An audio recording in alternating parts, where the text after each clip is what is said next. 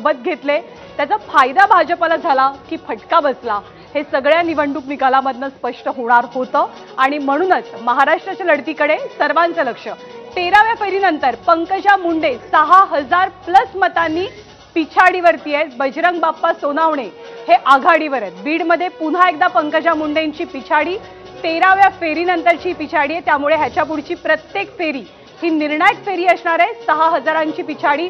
तर चंद्रपूरमध्ये सुधीर मुनगंटीवार 95,000 मतांनी पिछाडीवरती आहेत।